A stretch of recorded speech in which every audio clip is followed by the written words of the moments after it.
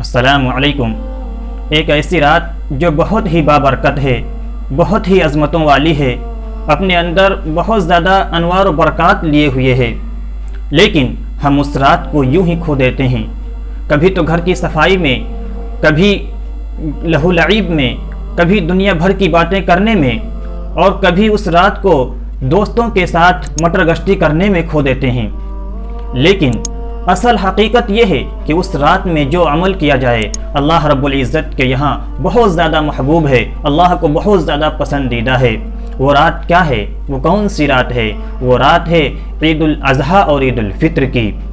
सबसे पहले इन दोनों रातों के मुताल्लिक अल्लाह के नबी अलैहिस्सलातु वस्सलाम की एक हदीस सुने, उसके बाद आगे बढ़ते हैं। अल्लाह के नबी अलैहिस्सलातु वस्सलाम ने इरशाद फरमाया कि जिसने ईदैन की रातों में दिल के इस्तिहज़ार के साथ, यानी सच्चे दिल के साथ, सच्चे कल्ब के साथ इबादत की, तो उसका दिल उस दिन जिंदा रहेगा जिस दिन सबके दिल मुर्दा हो जाएंगे। कितनी बड़ी अल्लाह के नबी अलैहिस्सलातु वस्सलाम ने खुशखबरी दी है उम्मत मुस्लिमा के लिए, लेकिन हम सब इस रात को यूं ही मिस कर देते हैं जैसे इसके मुताल्लिक कोई इस्लामी तालीमात वाज़ेह ही ना हों। लेकिन हकीकत यह है कि इस रात के अंदर जो अमल किया जाता है वो अल्लाह के यहाँ बहुत पसंदीदा है।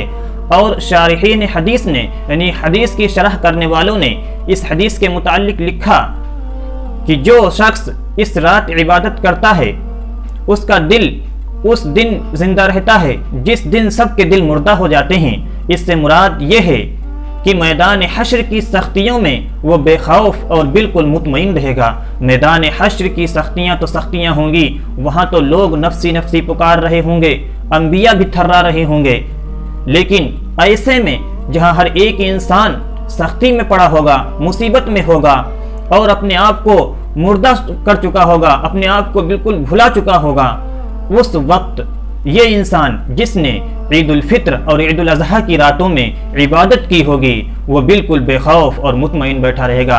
ये ईद उल फित्र और ईद उल अज़हा की रात कौन सी होती है? जिसको हम अपनी ज़बान में चांद रात की रात कहते हैं, यानी जिस सुबह में ईद होने वाली होती है उसी रात में जो इबादत की जाती है वो अल्लाह के यहाँ बहुत ज़्यादा महबूब है। उसी के मुतालिक अल्लाह के नबी अलैहिस्सलातु वस्सलाम ने ये हदीस बयान फरमाई।